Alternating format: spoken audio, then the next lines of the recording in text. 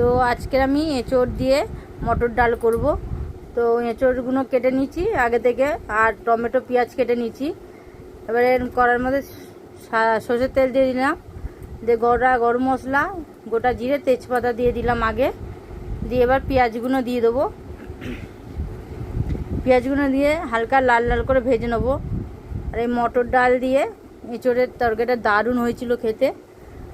এবার হালকা করে পেঁয়াজটা ভেজে নিয়েছি, নিয়ে এবার এঁচোড়গুলো দিয়ে দিলাম, দিয়ে এবার হালকা করে একটু ভেজে নেবো। এঁচোড়গুলোকে ভেজে নিলে টেস্টটাও ভালো হবে আর খেতেও খুব টেস্ট হবে।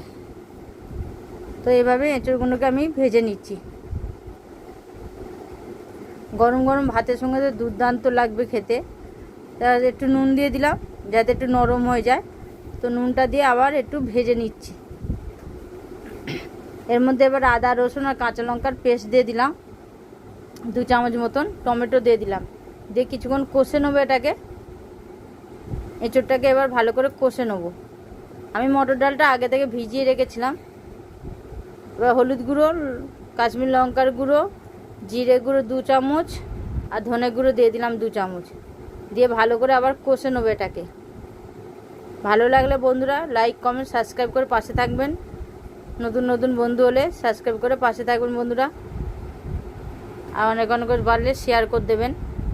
এবার ভালো করে কষে নিলাম, নিয়ে মটর ডালটা দিয়ে দিলাম।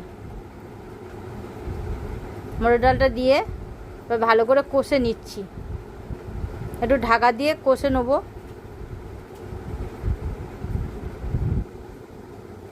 এবার নাড়ি চাড়িয়ে ভালো করে কষে নিচ্ছি। এবার একটু ঢাকা দিয়ে দেবো, দিয়ে এবার নরম হয়ে এসছে, দেখুন ঢাকনা খুলে দিয়েছে, এবার একটু নরম হয়ে এসছে, কষেও এসছে, টমেটোগুলো সিদ্ধ হয়ে গেছে। এবার আমি এটাকে প্রেসারের মধ্যে দিয়ে দেবো। আগে ভালো করে কষে নিচ্ছি, নিয়ে এবার এটাকে প্রেসারের মধ্যে দেবো। তো প্রেসার কুকারের মধ্যে দিয়ে দিলাম, দিয়ে পরিমাণ মতন জল দিচ্ছি, কড়াটা ধুয়ে, দিয়ে 2টো সিটি মেরে দেবো আমি এটাকে। একটু নুন দিয়ে চিনি দিয়ে দিয়েছিলাম, আর নুনটা কম হয়েছিল আমি দিয়ে দিয়েছিলাম। তো প্রেসারে সিটি মারা হয়ে গেছে, এবার নামিয়ে দিচ্ছি, নিয়ে আমি একটু কড়ার মধ্যে ফুটিয়ে নিচ্ছি, গরম মশলা গুঁড়ো দিয়ে দিলাম, দিয়ে এবার একে ঘি একটু সামান্য পারলে দিয়ে দেবেন, দিলে আরও টেস্টটা ভালো হবে। তো আমি এটাকে এবার নামিয়ে নেবো, হয়ে গেছে। তো কেমন হচ্ছে বন্ধুরা কমেন্টে অবশ্যই জানিয়ে দেবেন।